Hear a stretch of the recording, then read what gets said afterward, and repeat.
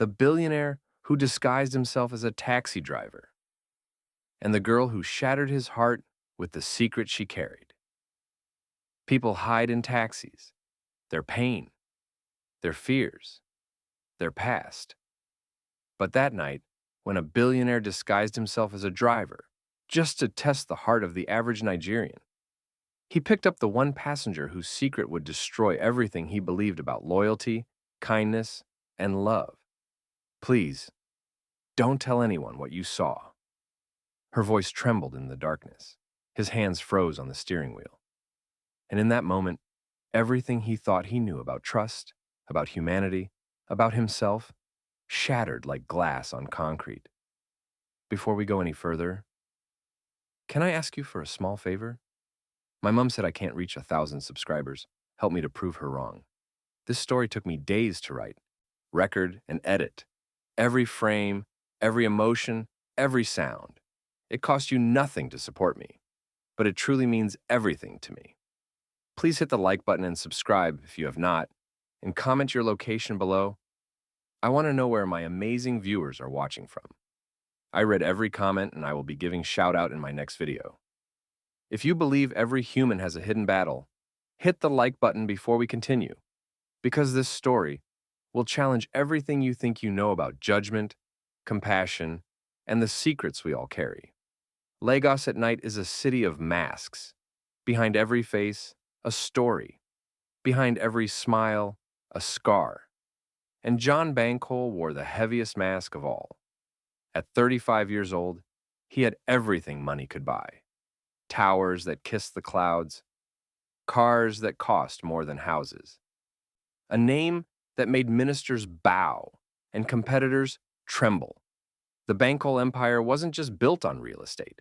It was built on power, on influence, on the kind of wealth that opens doors most people don't even know exist.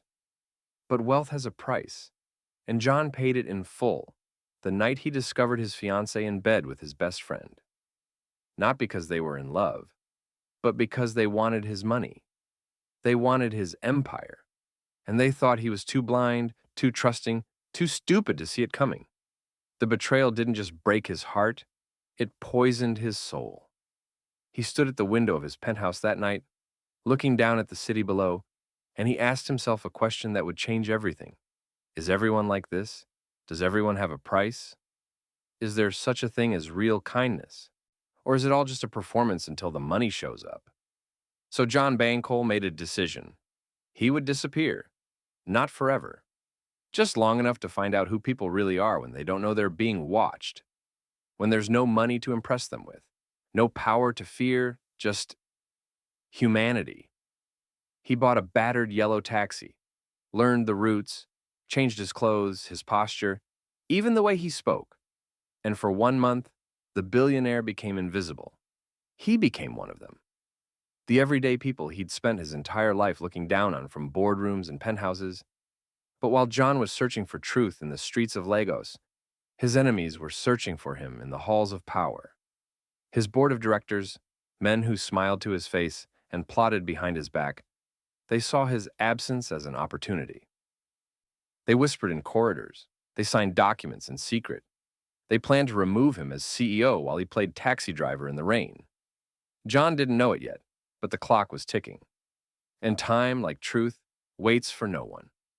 The rain came down that night like judgment itself, heavy, unforgiving. The kind of rain that washes the streets clean, but leaves the soul untouched. John had been driving for hours, picking up passengers who complained about traffic, about politicians, about the price of everything rising except their wages. He listened, he watched, and with every ride, his cynicism grew deeper. Everyone wanted something. Everyone had an angle. Everyone was just waiting for their turn to take.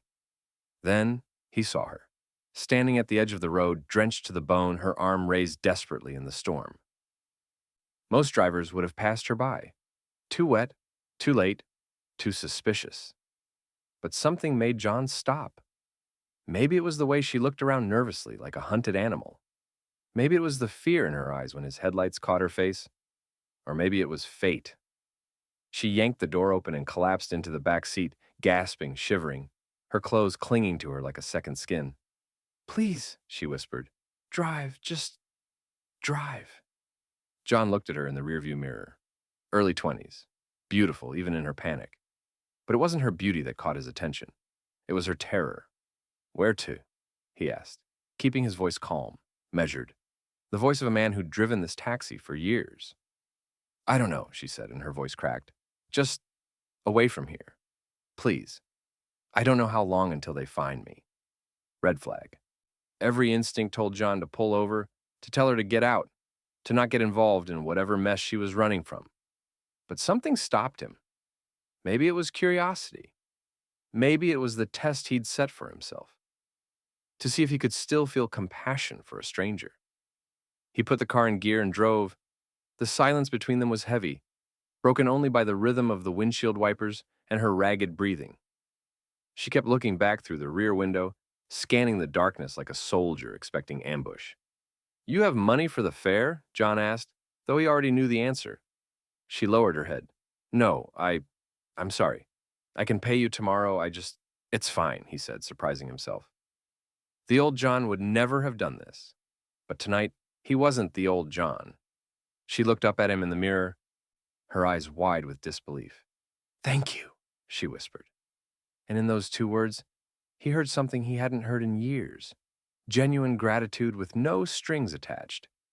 If you stand against any form of abuse or injustice, like this video so more people hear stories like this.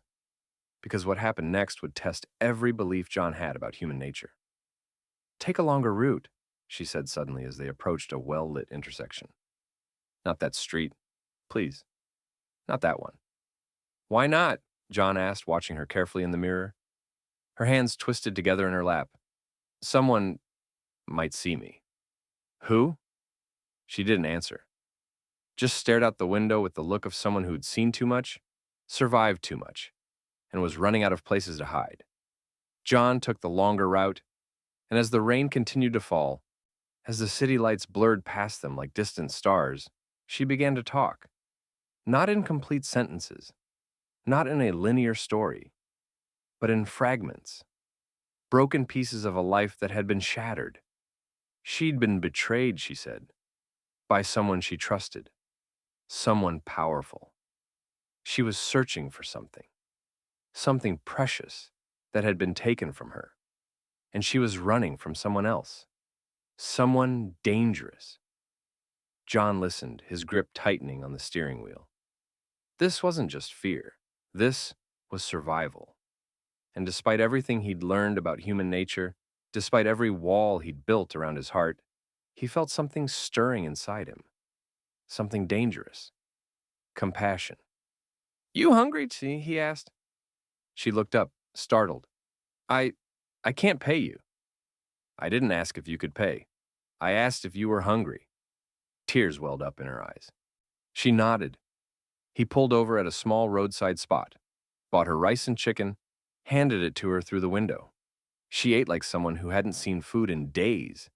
And he watched her, this broken girl, who thanked him for everything, who apologized for existing, who looked at him like he was performing some kind of miracle by just being kind.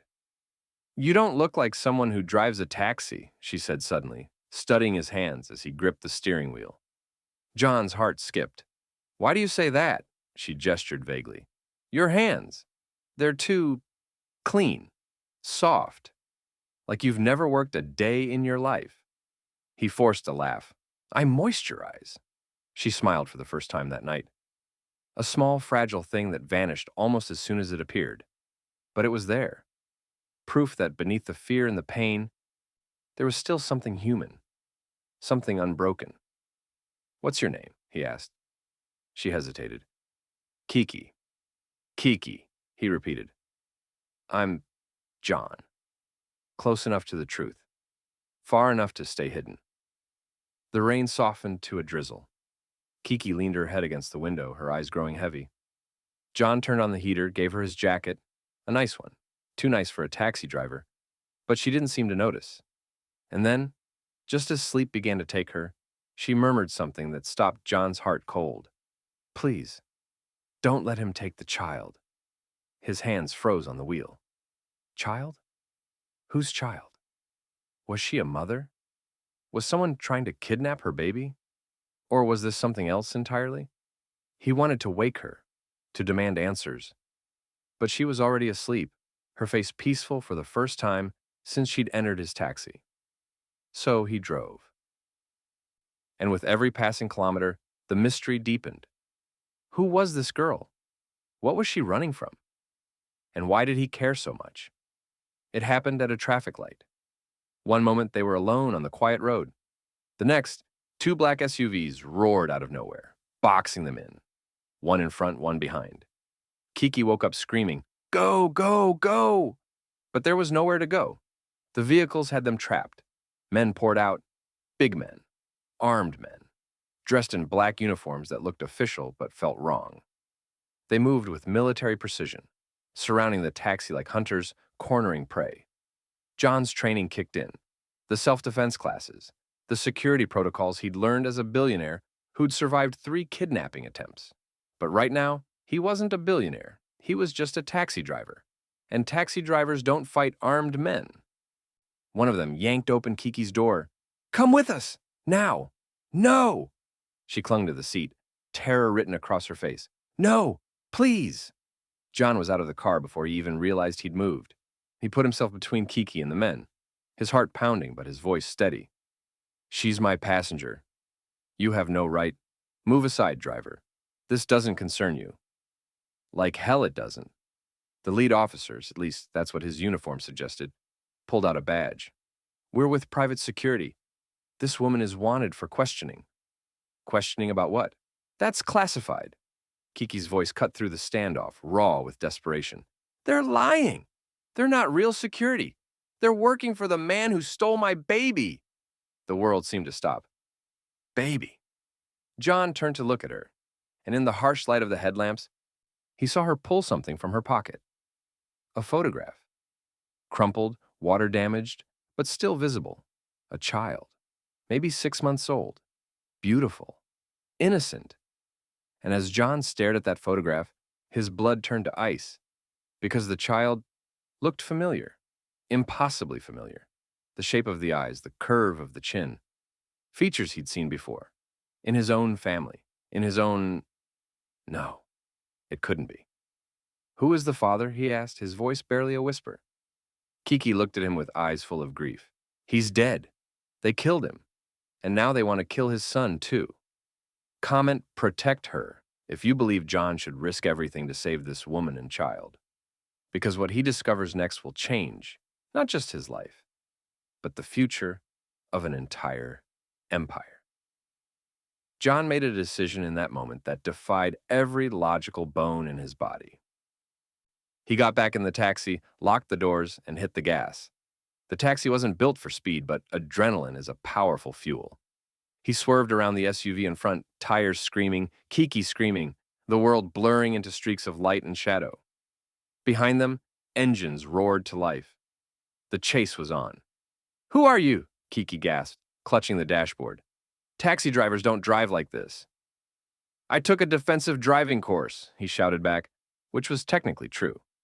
Private security for billionaires was very thorough. He knew these streets, grew up in this city. And right now, that knowledge was the only thing keeping them alive. He turned down alleys too narrow for the SUVs, cut through a market that was closing for the night, lost them in a maze of residential streets where the darkness swallowed them whole. Finally, when he was sure they weren't being followed, he pulled into an abandoned construction site, one of his own properties, ironically, though he didn't tell her that, and killed the engine. Silence, except for their ragged breathing and the distant sounds of the city. "Talk," John said, turning to face her. "No more pieces, no more fragments. Tell me everything. Right now." And Kiki, with tears streaming down her face, with exhaustion and fear and relief all mixed together, finally told him the truth. Her real name was Kikiola. Kikiola Bankole. The name hit John like a physical blow. "Bankole," he repeated slowly. I was the partner of David Bankole," she said. "We kept it secret. He wanted to protect me from the vultures circling his family's wealth.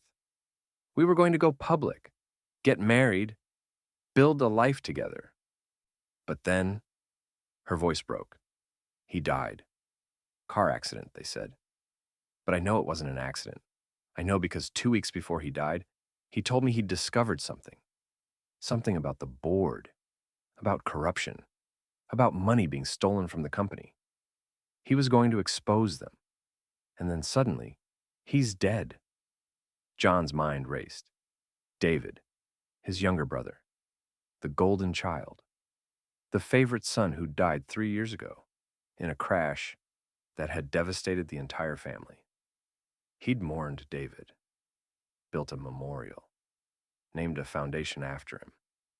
But he'd never questioned the circumstances, never thought to look deeper. And the child, he asked, though he already knew the answer. Is David's son, Kikiola whispered, the rightful heir to the Bankole empire? I gave birth 6 months after David died. I kept it secret because I was terrified.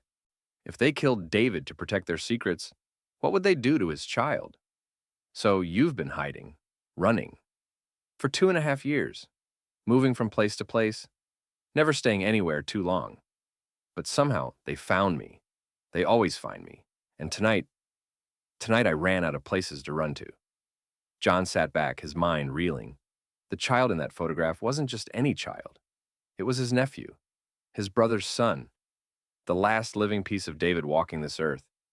And his own board, the people he'd trusted to run his company while he grieved his brother's death, had been hunting this woman and child like animals. Where is he? John asked quietly. Where's the boy? Safe, Kikiola said. With someone I trust. Someone they don't know about. But I can't keep him hidden forever.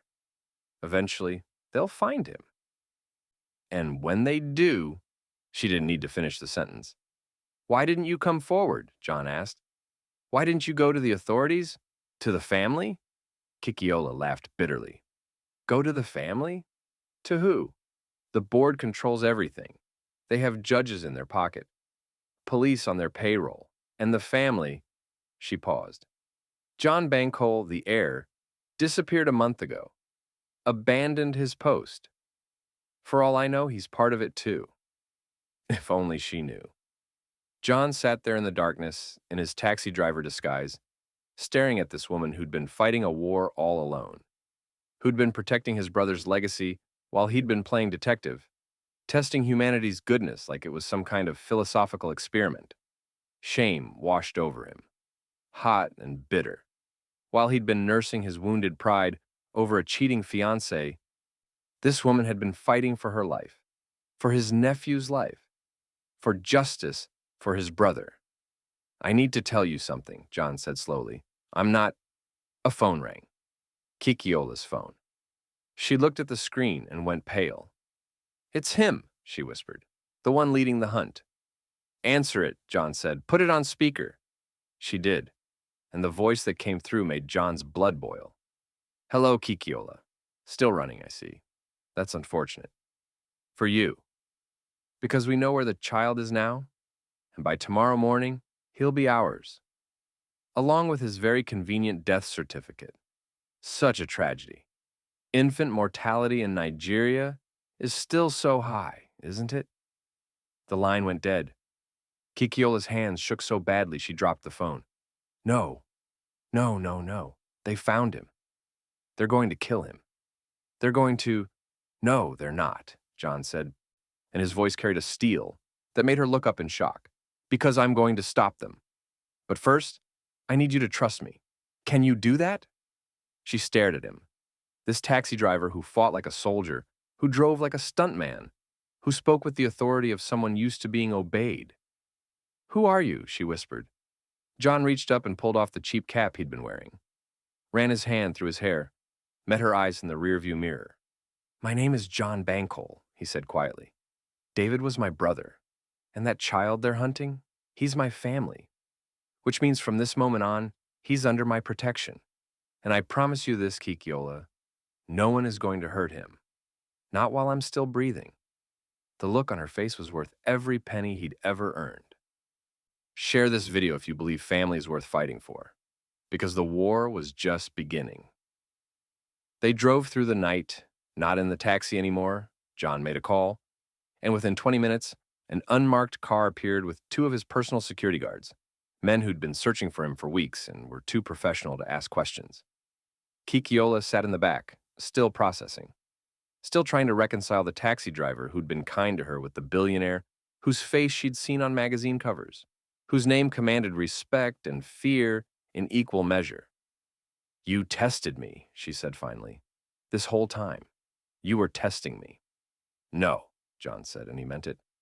"I was testing humanity. You just happened to be the one who showed me I was asking the wrong questions." "What do you mean?" He turned to face her. "I thought everyone had a price. That kindness was just a performance people put on until the real opportunity showed up. But you had nothing.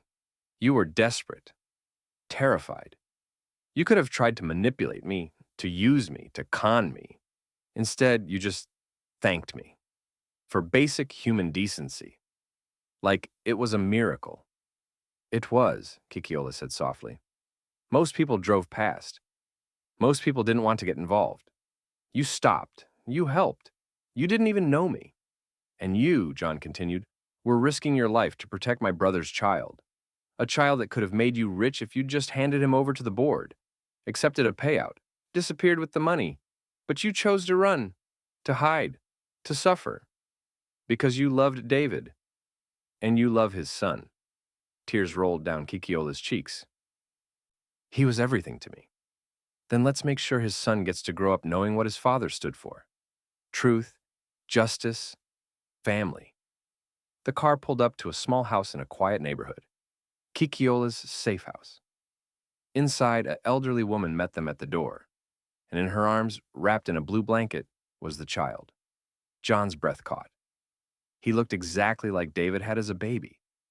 The same eyes, the same curious expression, the same Bankole features that had been passed down through generations. "May I?" John asked softly. Kikiola nodded. He took the child in his arms, and something inside him, something that had been broken and bitter and cynical, began to heal.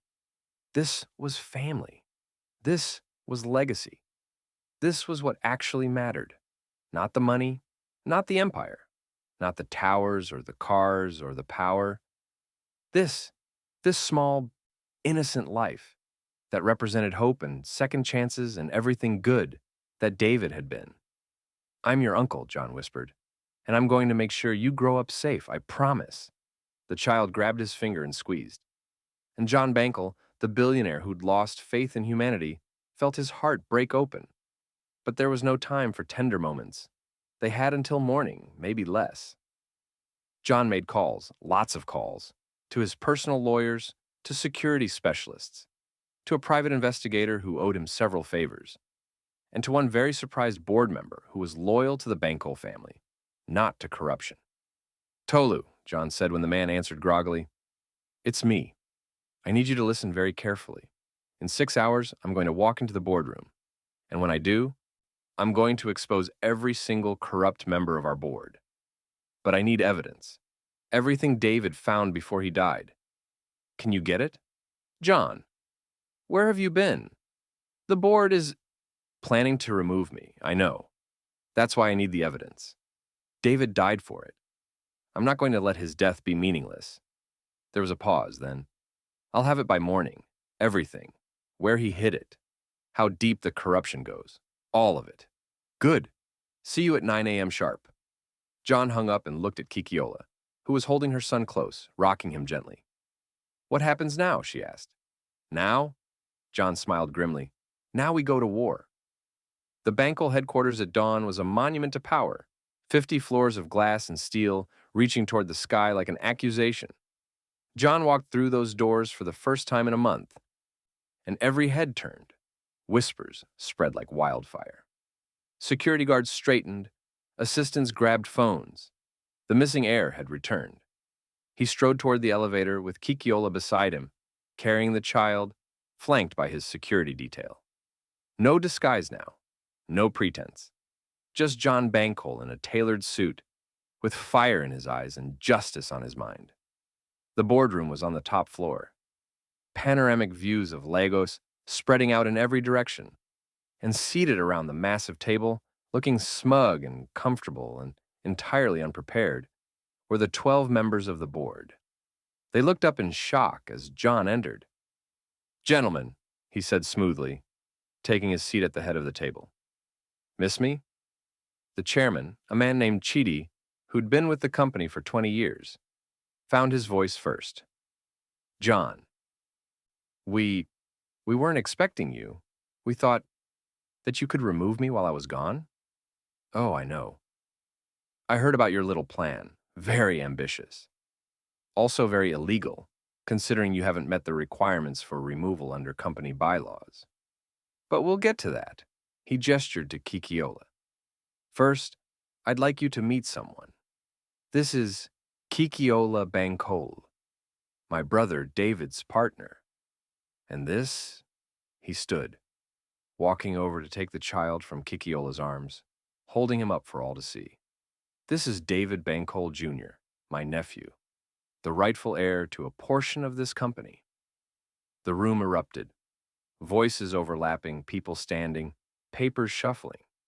But 3 men stayed seated. 3 men who'd gone very, very pale. John smiled coldly. "You 3 look like you've seen a ghost. Or maybe like you've seen the child you've been trying to kill." "This is preposterous," Chidi blustered. "We don't know what you're talking about." "Really?" John nodded to Tolu, who stepped forward with a laptop. "Then explain these documents, bank transfers, emails, text messages, all showing how you 3 have been embezzling millions from this company. How David discovered it, how you arranged his accident to keep him quiet, and how you've been hunting Kikiola and my nephew ever since, trying to eliminate the one piece of evidence you couldn't buy or bury, David's child." The screen lit up with evidence, page after page, document after document. David had been thorough, and Tolu had found it all. "You killed my brother," John said, his voice dropping to a whisper that somehow carried more weight than a shout. "You stole from this company, from these employees, from the legacy our family built, and you hunted an innocent woman and child like they were animals." He placed the baby gently back in Kikiola's arms and turned to face the 3 men. "Security is already calling the police. The evidence has been sent to the authorities and to every major news outlet in the country. Your assets are being frozen as we speak. And as of this moment, you are no longer members of this board or employees of this company." Chidi lunged forward, desperation in his eyes. "You can't do this. You have no proof." "I have all the proof I need. David made sure of that. Even from the grave. My brother protected his family." The police arrived within minutes, led the 3 men out in handcuffs while cameras flashed and reporters shouted questions. And John stood there, watching justice unfold, with Kikiola and the child by his side. It wasn't over.